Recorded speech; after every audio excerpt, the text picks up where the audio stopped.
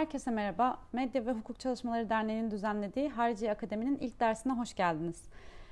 Biz MLSA olarak basına ifade özgürlüğü alanında çalışan bir sivil toplum örgütüyüz. Hariciye Akademi programı da içinde bulunduğumuz bu otoriter konjonktürde bilgi üretimini tek elde toplama girişimleri karşısında sivil toplumun güçlendirilmesine katkı sağlamayı amaçlıyor. Bugünkü dersimizi Noemi Levi Aksu yürütecek. Çok vaktinizi almadan kendisini sizlere tanıtmak istiyorum. Noemi Levi Aksu 2010 yılında Paris'teki École des Hautes Études Anciennes Sociales'den tarih doktorasını aldı. İlgi alanları arasında Osmanlı toplumsal ve siyasi tarihi ile karşılaştırmalı hukuk tarihi bulunuyor. 2010-2017 yılları arasında Boğaziçi Üniversitesi Tarih Bölümünde yardımcı doçent olarak çalışan Levi Aksu, 2017 yılında iletişim yayınlarından çıkan Osmanlı İstanbul'unda Asayiş kitabının yazarı. Bu suça ortak olmayacağız başlıklı bildiriyi imzaladığı için 2017 yılının Mart ayında üniversitedeki görevine son verildi. Levi Aksu, 2019-2020 yıllarında Center for Democracy and Peace Research'un Türkiye'deki dayanışma akademilerine yönelik kapasite geliştirme programının koordinatörlüğünü üstlendi ve 2020 yılının Haziran ayından beri Hakikat, Adalet ve Hafıza Merkezi ekibinde yer alıyor. Ben sözü fazla uzatmadan Noemi'ye bırakmak istiyorum. Derslerimiz 2 oturumdan oluşuyor. Noemi'nin sunumunun ardından kısa bir ara verip kendisine sorularımızı yöneltmek için tekrar bir araya geleceğiz. Hocam buyurun başlayabiliriz. Çok teşekkürler Zeynep. Hepinize merhaba ve teşekkür ederim. Melisa'ya da tabii bu Hariciye Akademi dizisi düzenlediği için ve beni davet ettiği için.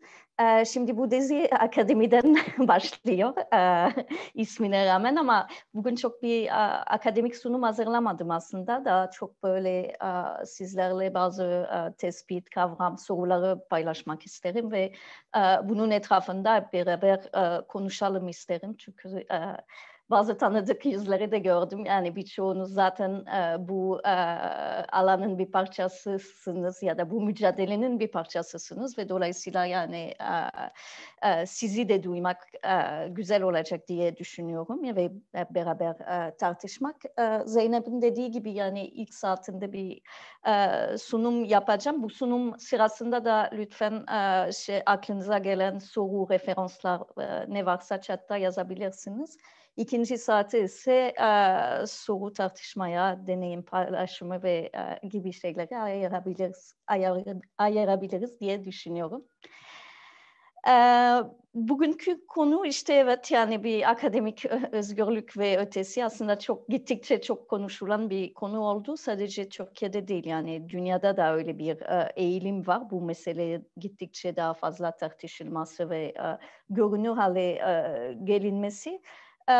Belki şeyden başlayayım yani bir giriş olarak bu aslında üniversiteler bir süredir birçok değişime, dönüşüme uğradı. Bazen üniversitelerin dönüşümü deniliyor, bazen krizi de deniliyor. Yani ve yine sadece Türkiye'den bahsedilmiyor. İki ana tema veya süreçten bahsedebilirim belki.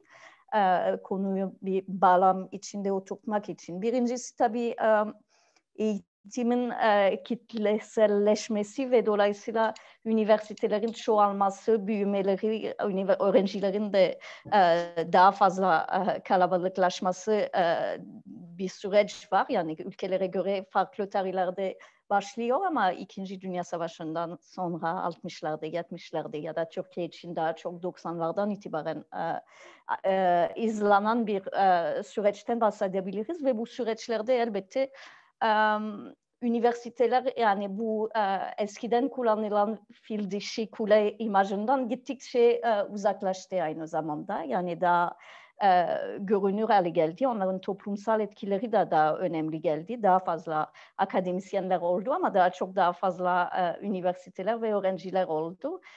Sadece hatırlatmak için Türkiye'den bahsedersek yani 1981'de 19 üniversite vardı. Bugün 203 sanırım son rakamlar değişiyor her zaman.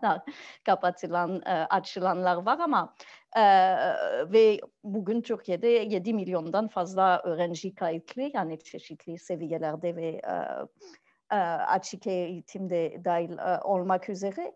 Yani bu çok önemli bir dönüşüm. Çok fazla yeni soruları yaratan yani hem eğitim modelleriyle ilgili, kurumların yönetimleriyle ilgili, üniversitelerin rolü, amaçları vesaire. Yani bu birincisi. Birinci bağlam. İkinci bağlam tabii neoliberal politikalarıyla akademisyenin mesleğinin de değişmesi, dönüşmesi ve üniversiteler kurum olarak da çok farklı biçimde işletilmeye başlası. İşte iş güvencesi eskiden bir akademisyen ya da akademisyenliği tanımlayan özelliklerinden biriydi. Bugün iş güvencesizliği aslında çok daha önemli bir yer tutuyor çeşitli ülkelerde, çoğu ülkelerde aslında. O performans odaklı bilim üretimi aktarımı sistemine geçiş yapılmaya çalışıyor. Yapıldı maalesef birçok yerde ve bu üniversitelerin birçok yerde bir tür ticarileşme sürecine uğramasıyla beraber bilim üretme şekilleri, öğretim üyelerini seçme, yükseltme vesaire kuralları birçok fazla derin değişikliklere uğradı. Bugün çok uzatmayacağım bu konuda ama bu da önemli bir bağlam diye düşünüyorum. Yani o meseleleri ele aldığımız zaman. Üçüncüsü ve belki bugün için daha fazla doğrudan konuşacağımız meseleler baskı, yani siyasi iktidarın baskıları, yani çoğu zaman yani daha fazla otoriter olarak tanımlanan devletleri ama gittikçe de işte sözde liberal demokrasilerde gördüğümüz müdahaleler. Kadrolaşma olabilir, sansür olabilir, işten atılmalar, kurum kapatılmalar vesaire. Bunu birçok ülkede, Brezilya'dan Macaristan'a, Hindistan'dan Türkiye'ye biliyoruz ama aynı zamanda şeyde de görüyoruz bu meseleleri. İngiltere'de de, Fransa'da, Amerika'da da gibi ülkelerde de ortaya çıktığını farklı biçimlerle ve tartışıldığını görüyoruz. Elbette bu müdahaleler yeni bir şey değil. Onu özellikle 20. yüzyıl tarihine bakarsanız aslında böyle bir uzun bir müdahale geleneği var. Birçok hem faşist ülkelerinde, komünist ülkelerinde ama aynı zamanda düşünün mesela okumalarda bahsedilen 50'lerde McCarthyizm'in döneminde Amerika'da. Yani bu her zaman böyle müdahaleler oldu. Bugün belki daha fazla görünür olmalarını ya da daha fazla tartışılır hale gelmelerin sebeplerinden biri daha önce bahsettiğim o üniversitelerin toplumsal rolü ve görünürlüğünün ve toplumla etkileşimi daha fazla olması. Aynı zamanda işte o akademik özgürlük kavramı ve bilim üretimi, bilim aktarımı, eleştirel bilgi üretimi gibi süreçleri bir demokrasi ve insan hakları mücadelesinin bir parçası olarak görülmeye başladı daha fazla. Ve böyle çerçevelendirilerek hem yerelde ama hem de uluslararası biçimlerde bu mesele daha fazla tartışılmaya başladı ve bir şekilde de önemli bir hale geldi. Yani hem üniversite içinde ama daha genel olarak bir siyaset öznesi ya da nesnesi olarak. Son olarak bu girişte yani bütün bu süreçlerin yanında bir üniversiteler bir mücadele alanı hep oldu ama daha fazla belki de oldu bu son 10 yani 20-30 yıllarda ülkelere göre de kronoloji farklı oluyor. O toplumsal rolü arttıkça ve o kitleselleşme olunca aynı zamanda siyasetin yapıldığı protestoların yeri de daha fazla olmaya başladı kampüsler.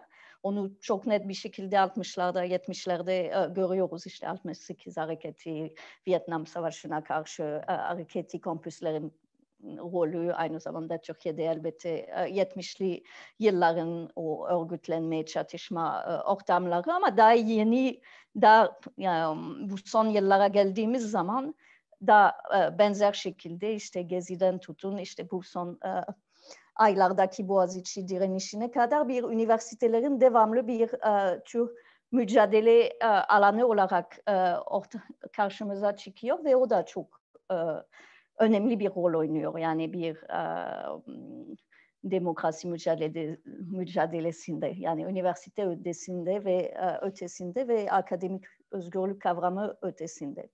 Şimdi bu iki boyut, yani mücadele veya baskı, kısıtlama ve mücadele boyutları akademik özgürlük kavramıyla ancak kısmen örtüşüyor.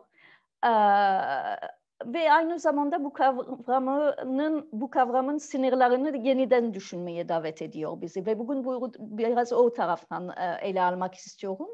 Yani akademik özgürlük nedir, kimin içindir veya onun öznesi nedir ve ne kadar bunun sınırlarını zorlayabiliriz? Bu kavramın ne işe yarıyor ve ne işe yaramıyor? Özet olarak bunları tartışmak isterim sizinle. Öncelikle birinci bölümde yapmak isterim. Onun tanımı çok kısaca geleceğim. Çünkü okumalarda zaten okumuşsunuz ve Hillallerin durumu, yani özellikle Türkiye'ye odaklanarak. İkinci kısmı ise daha bunun ötesine değinmek isterim. Ve bu akademik özgürlüğün kavramının nasıl eleştirel bakabiliriz? Buna nasıl eleştirel şekilde bakabiliriz? Şimdi birincisi bu akademik özgürlük nedir ve ne durumdadır? Yani çok şaşırtıcı cevaplar olmayacak. Nedir kısmı dediğim gibi, yani hem TİV raporunda hem İsmail Beşikçi Vakfı raporunda zaten görmüşsünüz. Yani çeşitli tanımları var. Bunlardan biri, yani en fazla zikredilen UNESCO'nun 1997'deki recommendation da verdiği tanımı, ama başka tanımları da var.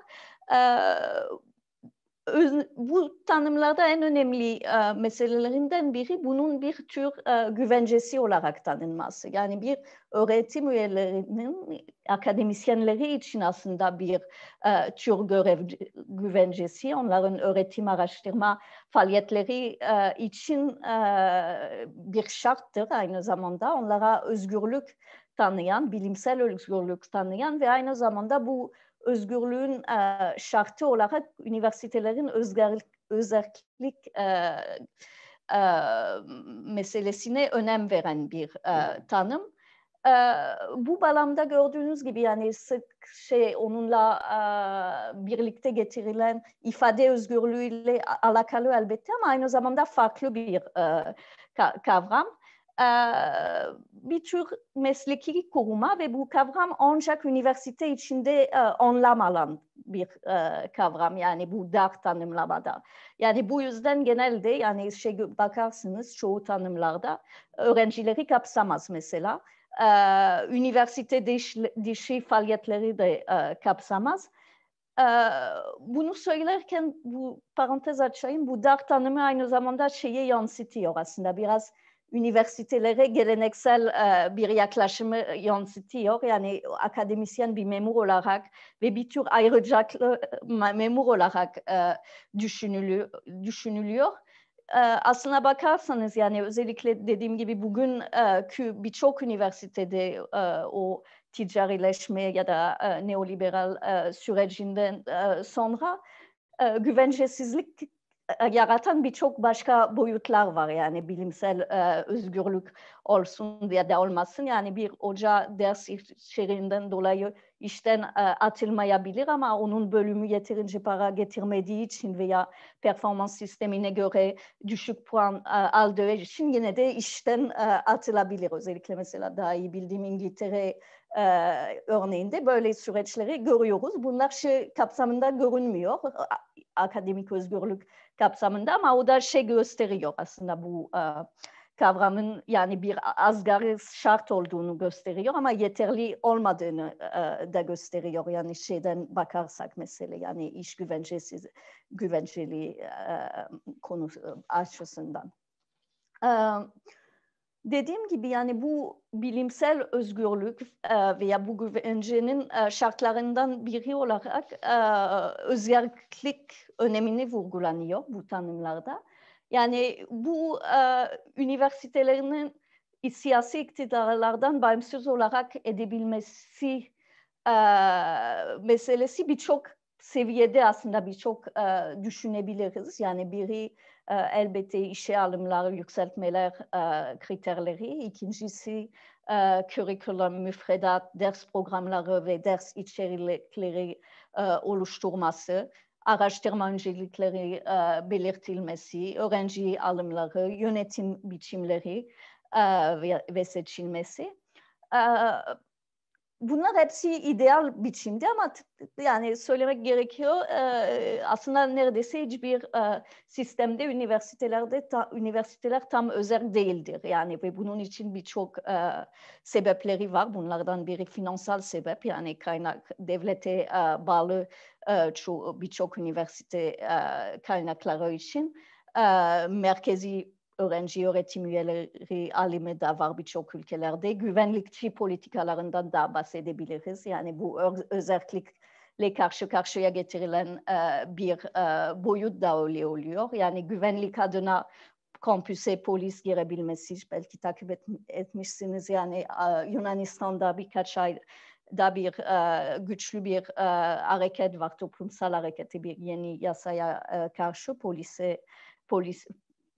kampüslere özel polis yetiştirilmesi ve konulmasıyla ilgili. Dolayısıyla bu mutlak bir ayrımdan bahsetmiyoruz. Yine bahsettiğim fil dişi kule meselesi yani hiçbir zaman olmadı ve hiçbir en ideal sistemde de değil. Zaten çok bir ideal olduğunu düşünmüyorum. Ama bir şekilde yani bilgi üretimi, bilgi aktarımı, eleştirel düşünceyi tehlikeye atmayacak ilişkileri kabul ediliyor. Yani akademik özgürlük tanımında. Yani ve bu ilkelere çok fazla vurgulanıyor bu ilkeler. Yani birincisi liyakat ve bu mesele yani bir akademik etiğe çok fazla akademik etikte çok fazla önem verilen bir kavram. Bunun karşısı düşünmemiz gerekirse kadrolaşma olabilir, nepotizm olabilir. Bunun için yani akademik özgürlüğü korumak şeyden başlar ya da en azından şeyden geçer. Yani işe alma kriterleri, yükseltme kriterleri bir şekilde bir sabitlemek ve tabii sabitlenen kurallara uymak. Araştırma, öğretim özgürlükleri de bu esas kavramlarından biri ve İsmail Beşikçi raporunda görmüşsünüz. Yani bunu yani Kürt meselesinden üzerinde inceliyorsak görebiliyoruz. Yani bunun ne kadar aslında hiçbir zaman, hiçbir dönemde olmadığını ve yani çok temel seviyede ihlal edildiğini bir devamlılık içinde okuyabiliriz. Gibi kurallar yani ve bu kuralların savunması aslında akademik özgürlüğün savunmasına kime düşer? Herhalde yani üniversitelere düşer, yani kurumsal olarak ve yönetimlere düşer. Öğretim üyelerine, örgütleri de ne düşer ama aynı zamanda yani bir UNESCO olsun, uluslararası birlikler olsun, dernekler olsun bir tür uluslararası mücadelenin bir hedefi ya da nesnesi hale dönüştü özellikle 90'lardan beri. Dolayısıyla yani bu gibi de yani hem rektörlerin bir araya gelmesi bir tarafta, diğer tarafta risk altındaki öğretim üyelerine yönelik özel mekanizmaların gelişmesi. Yani bütün bunları gösteriyor ya da işaret ediyor. Yani bir akademik özgürlük idealini peşine düşmesi ve bunu savunmak için yeni dayanışma veya denetim mekanizmaların oluşturmaya çalışması bu çok aslında başka özgürlüklere bakarsanız yani yine de çok gelişmiş bir alan değil. Yani başka alanlara göre yani özellikle hukuki tanım görürsünüz yani hala böyle birçok bir ortak bağlayıcı bir metin yok. O dayanışma mekanizmaları da bir aşamaya kadar gelişti. Çok daha fazla etkili gelemedi daha. Yani bu nispeten yeni bir alan, bir mücadele alanı ve böyle izli gelişen ama hala birçok yerde yetersiz kalan bir alandır.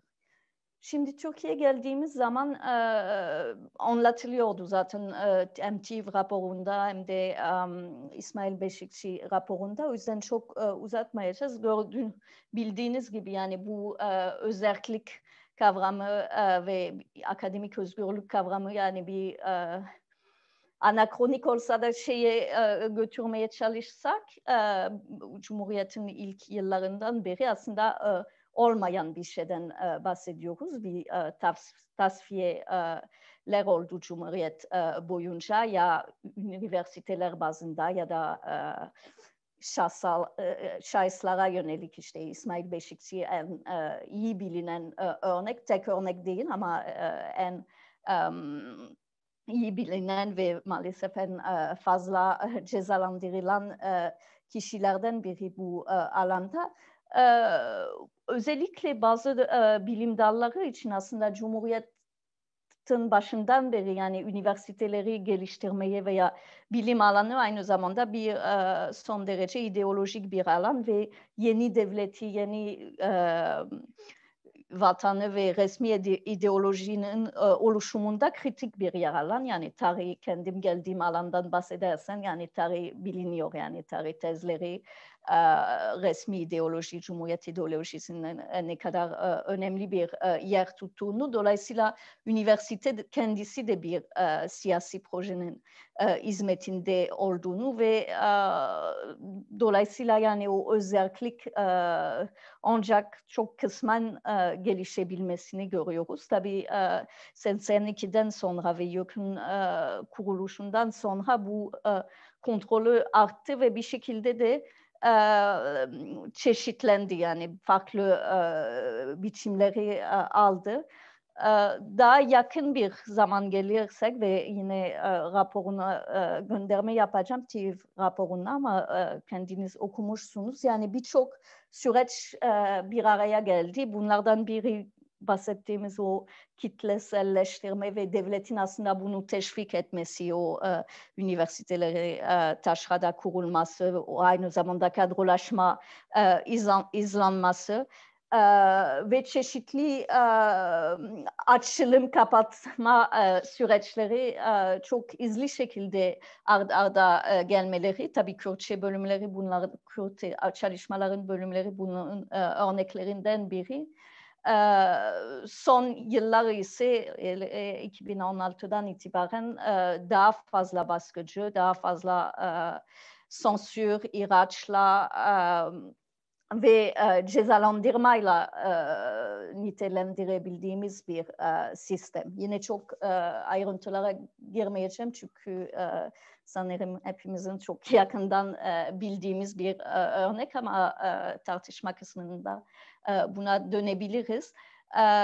Tabii bu süreçte zaten çok var olmayan özellik iyice azaldı veya yok oldu. Yani o rektörlerin yeni atama kurallarıyla, o dışarıdan öğretim üyelerinin atamaları, o bölüm açma kapatma faaliyetleri, yürütülen disiplin soruşturmaları, işten atılmaları, yükseltme durdurulması vesaire gibi süreçleri. Ayrıca bu süreçler şeyle kalmadı. Yani bu baskılar bir tür yani sadece yok değil, aynı zamanda yargı gittikçe daha fazla etkin bir rol oynaması ve bir suçlulaştırma ve cezalandırma mekanizması. Onur Hamzaoğlu'nun örneğini biliyoruz, Dilovası'nı etkilerini ve kanser üzerine etkisini araştıran ve cezalandıran bir akademisyen olarak tabii Barış için akademisyenlerin vakası da kendisi de bu disiplin, ceza, hatta terör kategorilerinde bir akademisyenlere uygulanması ve bu şekilde susturulma çabalarının bir örneği. Dolayısıyla yani tüm bu yıllarda yani bu özellikle bu son 5 yılda yani siyasi iktidarın müdahalelerin çeşitlenmesi, dramatik şekilde artması ve sistematikleşmesi gibi bir süreçten bahsedebiliriz. Ve bunun sonuçları ortada işte yüzlerce barış için akademisyen işten atıldı. 10 bin kadar akademisyen genel olarak işten atıldı. Memuriyetten men edildi. Üniversitelerin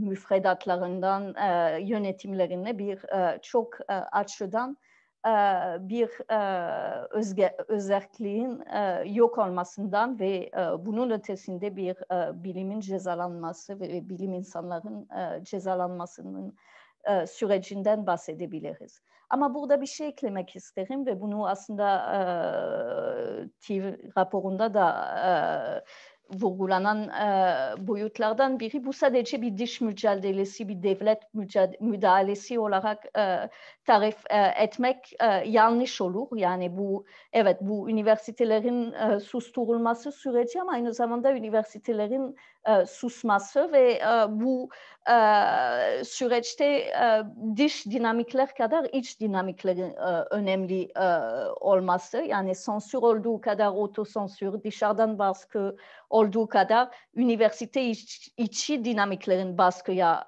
dönüşmesi. Sadece birkaç örnek vereyim ki yani raporlarda da ayrıntıları bulabilirsiniz. Otosansür meselesi yani İsmail Beşikçi Vakfı'nın yaptığı görüşmelerde çok net şekilde ortaya çıkıyor. Gerek akademisyenler derslerinde, yayınlarında bazı konulara girmemeye tercih ediyor. Bazı kelimeleri kullanılmamasını tercih ediyor ve bu tabii şeye yansıyor. Yani öğrencilere yansıyor. Tez konuları reddetme, yazım süreçlerine müdahale etme ve yazma biçimi, kelime kullanmalarına itiraz etme. Bunun arkasında birçok mekanizma yatıyor. Yani elbette korku önemli bir şey ve o kurulan ihbar şikayet mekanizmaları biliyorsunuz. Yani gittikçe böyle hem kolaylaştı hem de çok böyle daha fazla teşvik edilmeye başladı ve daha fazla da kullanılmaya başladı. Yani bir hoca bir derste kullandığı bir cümleden dolayı disiplin şikayet edilebiliyor kendi öğrencileri tarafından ve disipline soruşturması uğrayabilir.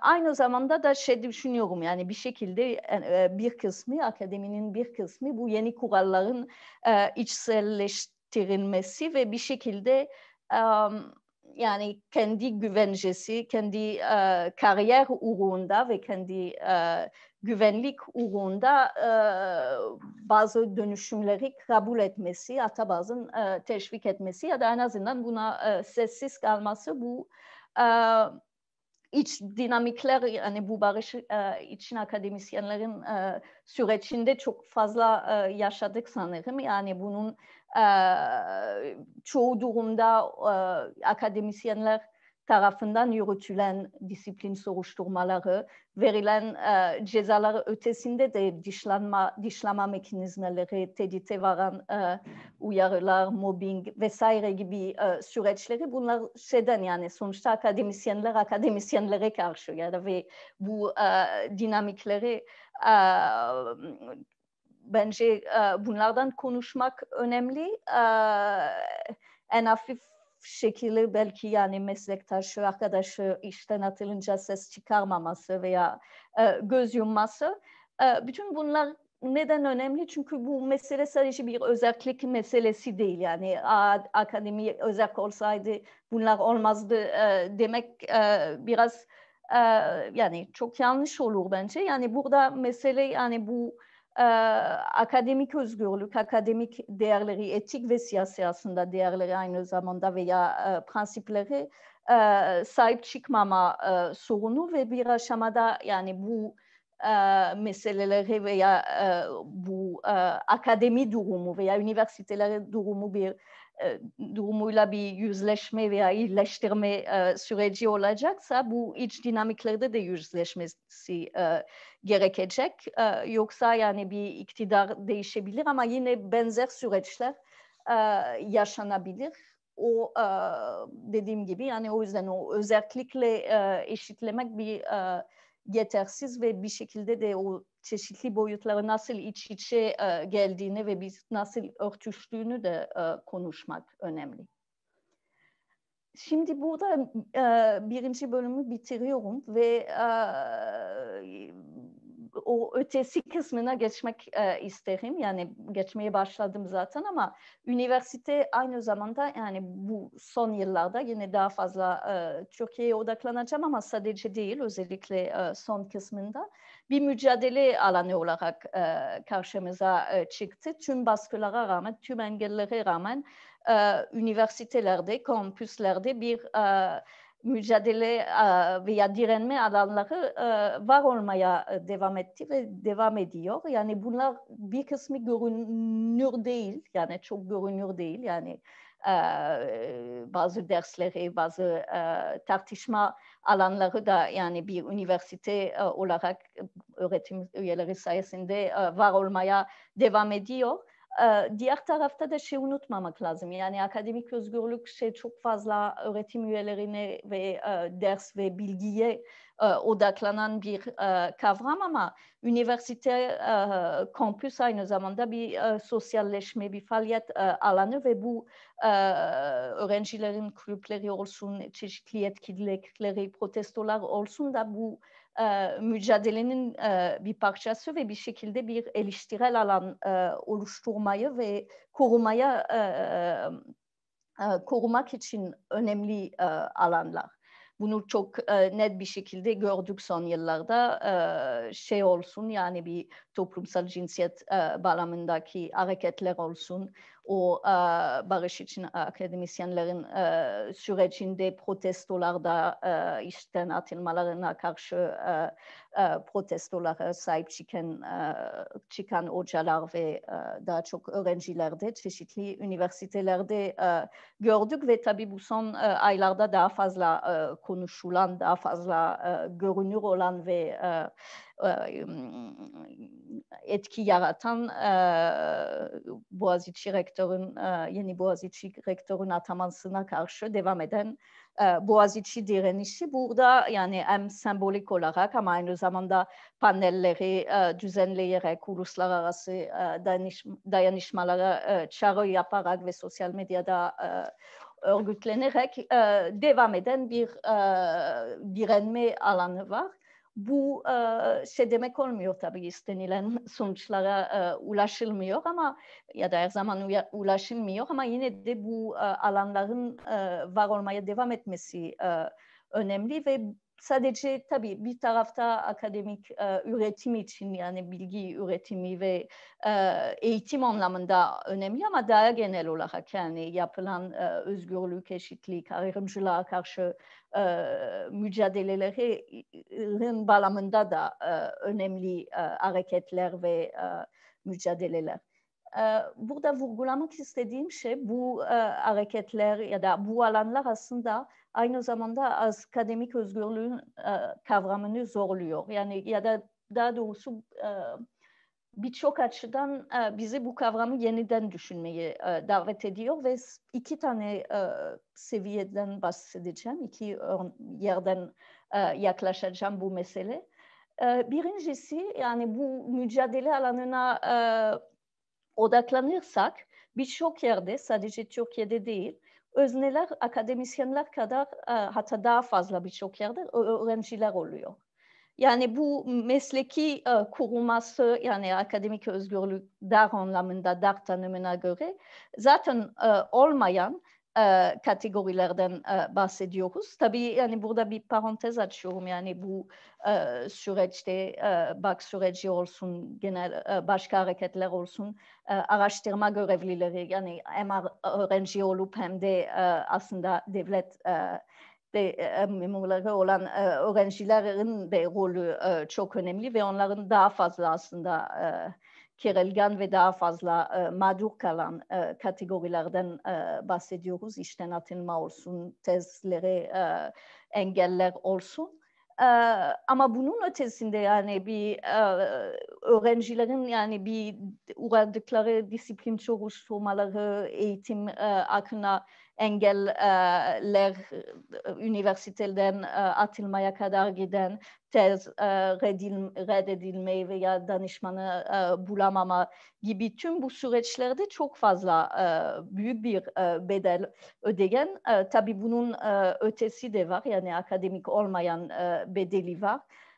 Kampüslerde polis şiddetine uğrayan, gözaltına alınan, tutuklanan ve uzun aylar, hatta bazen yıllar tutuklu kalan öğrencilerinden bahsediyoruz. Şimdi bunların mücadele ne olarak tanımlayacağız ve burada akademik özgürlükle eşleşen üniversite mücadelesi ne kadar şey olabilir, yani bunlara ne kadar uygulanabilir ya da ne kadar farklı bir şeyden bahsediyoruz. Şimdi bakarsanız aslında bu çok birçok yerde yürütülen bir tartışma ve muhafazakar bir tutumu savunan çok fazla kişi var. Yani hala akademik özgürlük öğretim üyeleri için olması gerekiyor ve bir şekilde bu mesleki ayrıcalık korumak önemli. Bunun çok anlaşılır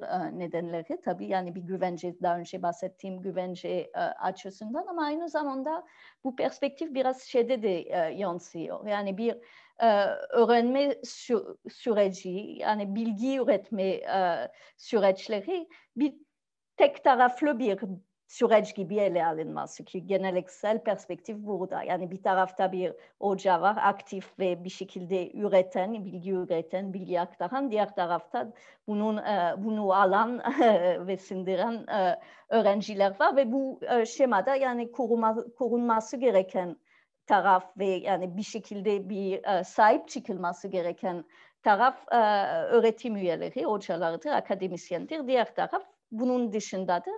Oysa aslında bu mücadelelerin bir boyutu da yani bu sisteme karşı çıkması ve artık daha bu öğrenme veya bilgi üretme süreçleri daha bir etkileşim sonucu olarak düşünülmesi ve dolayısıyla akademik özgürlük veya akademik bilgi ancak bir kategorinin ya da bir akademisyenin ayrıcalığı veya tekeli olarak görme yetersiz olduğunu düşünebiliriz. Yani bu özne meselesi çok önemli şu anda, yani yürütülen tartışmalar ve dediğim gibi yani sadece bu teknik bir mesele değil. Yani bir şey olarak bakarsınız aslında, yani bu akademik özgürlük adına yürütülen dayanışma hareketleri de aslında neredeyse tamamen akademisyenlere yönelik ve sonuç, yani bir Scholars at Risk gibi kurumları genelde zaten bireysel, yani toplum ya da kolektif hareketleri desteklemek üzere değil, bireysel riskte olan ve zor durumda kalan akademisyenlere destek sunan, çoğu zaman başka bir ülkeye geçmek için destek sunan mekanizmaları ve çok değerli mekanizmaları.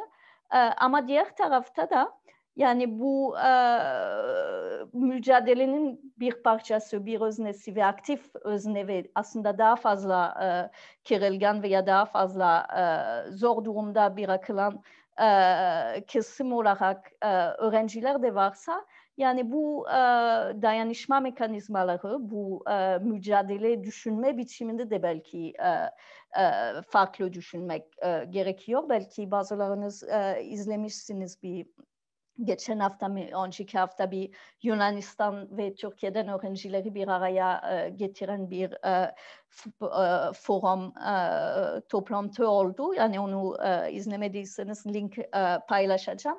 Yani bu tür girişimler gittikçe artıyor ve haklı şekilde artıyor. Bir şekilde bu mücadele sadece bir akademisyenlerin veya akademisyenler için bir mücadele değil. Bir üniversite ve tüm bileşenlerin de dahil edecek bir mücadele olarak tanımlamak ve bu şekilde de gerek dayanışma gerek de koruma süreçleri de bu şekilde düşünmek. İkincisi ve daha belki farklı bir yerden ama yine bence önemli konu için gittikçe belki bazılarınız görmüşsünüz akademik özgürlük fikri çok radikal şekilde eleştirilmeye başladı. Ve yine aslında ağırlıklı öğrenciler tarafından veya eleştirel düşünen akademisyenler tarafından gelen eleştiri. Bu eleştiri nedir? Bu aslında akademik özgürlük vurgusu birçok yerde var olan bir sistemin, bir akademik sistemin ve tüm ön yargıları ve kötü taraflarını devamlılığını sağlamak için de kullanılan bir şey. Ve bu sistemin sorunlu yanlarını göz yummasına yer açan bir kavram kullanılıyor. Bu neden bahsediyorum? Belki anlamışsınız. Yani bu özellikle şu anda Amerika'da, İngiltere'de, kısmen Fransa'da ayrımcılığa, ırkçılığa karşı mücadelesinin bir parçası olan bir hareket. Ne eleştiriliyor? Yani bir akademik özgürlük adına bir akademisyen istediği gibi bir müfredat oluşturabilir, anlatabilir, ders kurabilir ve bu anlatıda kendi ulusal tarihini anlatınca sömürgeciliğe yer vermeyecek, köleliğe yer vermeyecek, ırkçılığa yer vermeyecek ya da eleştirel bir bakışla yaklaşamayacak, yaşanmış veya hala yaşanan acılarla veya mağduriyetlere yer vermeyecek. Buna karşı ve bunu akademik özgürlüğün adına buna müdahale edilmeyecek mi diye bir soru oluşuyor. Yani buna karşı belki görmüşsünüz yani özellikle gittikçe Amerikan ve İngiltere kampüslerinde bazı derslerini iptal etmeye çalışmak ya da bunların müfredatına karşı çıkmak, ders kitaplarını içeriğini değiştirmeye çalışmak, hatta bazen söz konusu hocalarının işlerine son vermek meşru olabilir mi sorusu. Ve bunu bulabilirsiniz aslında bir internetten ararsınız. Aslında birçok böyle düzenlenen panel oluyor. Yani bunun bir tarafta akademik özgürlük tarafı oluyor. Diğer tarafta işte ırkçılık, ayrımcılığa karşı mücadele tarafı oluyor. Bir tarafta genelde böyle orta yaş beyaz erkekleri hocalar var. Diğer tarafta da farklı kültürel ve etnik background'dan gelen çoğu zaman öğrencileri olan veya bazen öğretim üyeleri ama çoğu zaman öğrenci olan taraf çok sert şekilde tartışıyor ve bu tartışmaları sadece akademi içinde değil yani siyasi alanına da bir yankı bulan.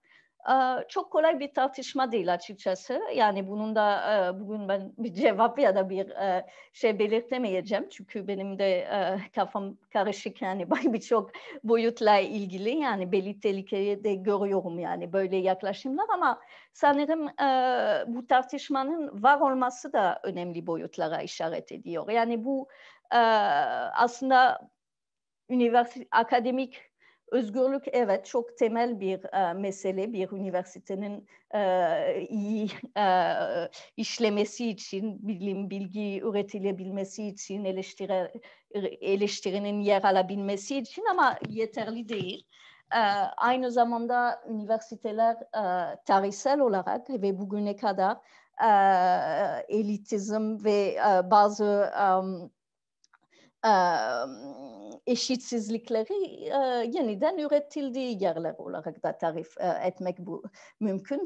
Tesadüf değil yani Bourdieu yani eğitime bu kadar odaklanması çalışmalarının sebeplerinden biri gerçekten eğitim sistemi ve özellikle üniversitelerin bu kültürel sermayelerinin yeniden oluşturulması, bu ayrıcalıkların bir şekilde kurallarda görünmese de fiilen yeniden üretilmesi için yani üniversitelerin hep onun için önemli bir rol oynadı ve üniversitelerin veya eğitimin kitleselleşmesi bunu çözmedi ya da ancak çok kısmen çözdü aslında bu eşitsizlik veya elitizm meselesi. Dolayısıyla yani bunun üniversiteleri bu eşitsizliklerin veya ayrımcılığın bir parçası olarak görmek veya bu sistemin devamını mümkün kılan kurumlar olarak eleştirmek haksız bir eleştiri değil. Bunun yani bu ayrıcalıklara ve nasıl veya bu tür süreçlere müdahale etmek yani aynı zamanda nasıl bir üniversite istiyorsunuz, nasıl bir toplum istiyorsunuz sorularının bir parçası. Şimdi Türkiye'ye dönersek yani bu tartışmalar çok uzak görünebilir yani artık akademik özgürlük çözdük de yani bunun yapalım yani akademik özgürlüğe karşı çıkıp da yani bir şekilde ön plana koyalım. Çeşitlilik, diversity ya da ayrımcılığa karşı mücadele ama aslında çok esas meseleler ve çok önemli ve birlikte düşünülmesi gereken meseleler. Örneği alacağım yani yine zaman olarak en yakın olan o Boğaziçi direnişinin örneğini alacak. Şimdi bu direniş olarak düşünmek herhalde anlamsız olur. Yani bu direnişin amacı özelliğimizi dokunmayın. Türkiye'de Boğaziçi bir istisna kalsın, rektör bizden olsun gibi sorularla çerçevelendirmek herhalde bir olarak yani hiçbirimizi çok memnun edecek bir çerçeve olmaz. Ama yani bunun o zaman ne için direniliyor ve bunu nasıl somut şekilde ifade ediliyor ve direnişin ötesinde bir akademik pratik olarak veya akademik veya bir üniversite yürütme veya yaşatma biçimi olarak ne isteniyor ve bunu nasıl yapılıyor? Bence bu soru sormak önemli.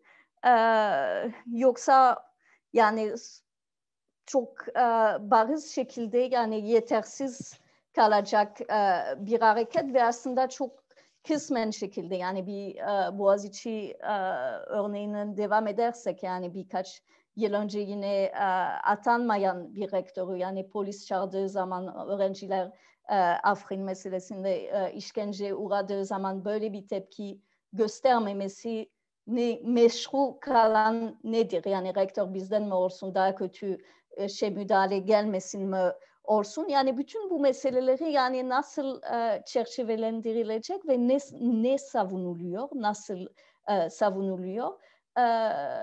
Bir özellik meselesi değil. Ben kişisel bir anlatacağım onu daha iyi anlatmak için. Ben atıldığım zaman bir basın açıklaması düzenledi Boğaziçi tarafından ve bu basın açıklamasında ben sözleri yazmadım bir kuruldu, bir grup kuruldu ve bunun denildi. Bu işten atılması karşı, akademik özelliğe ve akademik ilkelerimize karşıdır. Çünkü süreç yürütülmedi. Yani akademik süreç ve özelliğin gerektiği süreç yürütmedi. Ben de buna karşı çıkmıştım o zaman. Çünkü bunu yani barış için akademisyenlerin meselesi bir akademik özellik meselesine indirgelemez. Yani süreç doğru yürütseydi, yani önce bir disiplin soruşturması, sonra bir şey olsaydı, bir işten atılma olsaydı da meşru mu olurdu? Ya da bunu, yani burada, yani bu mantığının ötesine gitmek ve yani şu anda mücadele edilen şeyler ne ya da ne için mücadele ediliyor, bunu telaffuz edebilmek ve tartışabilmek çok önemli. Türkiye için de çok önemli. Çünkü bu akademik özgürlük, yani bir Boğaziçi 90'larda çok özgürdü ve iyiydi durum demek, aynı zamanda yani yeterli miydi? Yani bu o dönemde verilmesi gereken mücadeleler verildi mi? O dönemde ayrımcılığa, ırkçılığa, devlet şiddetine karşı ses çıkartıldı, çıkartılmadı ve bu sadece Boğaziçi'ni ilgilendiren bir şey değil. Yani bir şekilde tüm üniversiteleri ilgilendiren bir mesele. Dolayısıyla yani şu anda başka ülkelerde yürütülen bu akademik özgürlük versus ayrımcılığa karşı, ırkçılığa karşı mücadelenin bir şekilde bir anlamlı buluyorum. Dediğim gibi bir şey yok. Yani burada bir çözüm de çok kolay görmüyorum. Yani orada bir tercih yapmak söz konusu değil. Sadece bir kavramın sınırlarına bakmak ve üniversitelere verdiğimiz amaç nedir ve toplumsal olsun, siyasal olsun ne bekleniyor aslında? Yani bir bilgi üretimi, aktarımı veya bir kurum olarak üniversiteden. Türkiye'de o açıdan mücadele alanları çok fazla olabilir bu perspektifle. Müfredatı düşünün, yani o inkılap tarihi derslerini düşünün mesela. O kendisi, yani Cambridge öğrencileri belki bilirsiniz, yani Decolonizing Cambridge ya da Decolonizing Curriculum diye bir inisiyatif yürütüp, yani ders kitapları, ders içerikleri inceleyip orada ne kadar ırkçı, ne kadar bazı meseleleri örtmeye çalışan bir curriculumdan bahsederek, yani Türkiye üzerine benzer şeyleri düşünürseniz aslında yapılacak çok fazla şeyler var o alanda. Bu da bir alan. Bu tartışmaları genişletmek aynı zamanda tabii şey demek, yani o şu anda üniversite kimi temsil ediyor ya da kim akademisyen oluyor, o da birçok ülkede aslında bu tartışmaların bir kısmı farklı kültürlerden, farklı backgrounds olan toplumsal cinsiyet anlamında da var olmak mümkün mü bir öğretim üyesi olarak, bir öğrenci olarak? Ve bunun yani sadece öğretim faaliyetlerinde değil, yani kulüpler olsun, etkinlikler olsun, paneller, konferanslar, ne konuşulabilir, ne konuşulmayabilir. Bütün bu meselelerde hem akademik özgürlüğü ilgilendiriyor ama çok daha fazla toplumsal ve siyasal boyutları ilgilendiriyor. Bunları aklımızda kalması ve bunun üzerinde bir tartışma yürütmesi önemli buluyorum. Çok uzattım, bir sonuca geliyorum. Yani burada birkaç farklı yerden aslında akademik özgürlük kavramına bakmaya çalıştım ve birkaç soru ortaya atmaya çalıştım. Bunları istediğiniz kadar konuşabiliriz, tartışabiliriz, yani ikinci saatinde. Belki yani en önemli fikir burada ya da söylemeye çalıştığım en önemli şey, yani akademik özgürlük tek başına bir mücadele alanı olamaz. Yani zaten pratik olarak olamaz ama olmaması da diye düşünüyorum. Yani akademiye dair olan ve olmayan başka değerler, başka gerçeklerle birlikte ele alınmalı ve bir şekilde bunlar arasında ilişki kurulması, başka mücadeleler ve başka gerçeklerle beraber. Bu mücadelenin öznesi, alanları, mekanları da aynı şekilde sanıyorum şeyle sinirlendirilmeması. Yani elbette üniversiteler kendileri ve yani gerek akademisyenler gerek öğrencilerin çok önemli bir rolü var. Yani kampüsleri yaşatmak için veya kampüslerde bu alanların kapanmaması için tartışma, paylaşma, protesto etme alanları kapanmaması için hem yerel seviyede hem de uluslararası alanlarında bu tür tepkileri ve dayanışma mekanizmaları kurmak ve güçlendirmek çok önemli. Ama dediğim gibi yani bu sadece bir üniversite meselesi değil, aslında bir toplumsal mesele aynı zamanda ve belki bu son yıllarda bu da yani gittikçe yeni bir şey ya da büyüyen bir daha önem kazanan bir eğilim sivil toplum içinde bir alan aslında olmaya başladı. Türkiye bu bağlamda iyi bir örnek. Yani bu atölye dizisi kendisi aslında bunun bir örneği. Yani bir bilgi üretimi, eleştirel bilgi üretimi aktarımının bir üniversite dışında devam ettirilmesi, teşvik ettirilmesi aslında gittikçe büyük bir önem kazanan bir süreç Türkiye'de belli nedenlerle baskıdan dolayı ve üniversitelerin hallerinden dolayı. Aynı zamanda dayanışma akademilerinin de çok fazla büyük bir rol oynadığı bir süreç Türkiye'de bu son yıllarda ve burada başka kişiler de bundan bahsedebilecek ikinci saatte ama barış için akademisyenlerin, öğrencilerin de birlikte yürüttükleri, düzenledikleri atölye, projeler, araştırmaların yani bu tür faaliyetler için yeni alanları açmak ve bu alanları yaşatmak, bu alternatif alanları yaratma ve yaşatma çabaları çok değerli ve gittikçe böyle bu mücadele alanını büyüten sadece taklit etmek değil. Yani burada onu vurgulamak lazım herhalde. Yani sadece bir tür ikinci üniversite veya akademik ortamı değil, daha çok yani aslında aynı zamanda bahsettiğim meseleleri ve akademik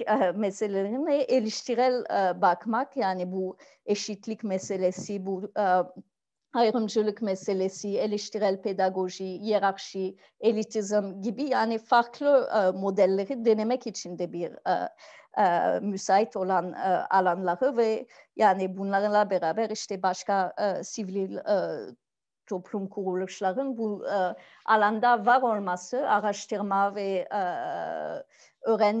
öğretme süreçlerine destek olması çok önemli. Yani dediğim gibi yani bunun tabii durumun yani çok trajik bir durumun sonucu olarak görebiliriz. Yani tüm yapılan baskıları, yaşanan tahribatın bir sonucu. O açıdan çok üzücü ama aynı zamanda bir tepki ötesinde yeni bir şey yaratmak, yeni modelleri aramak ve daha böyle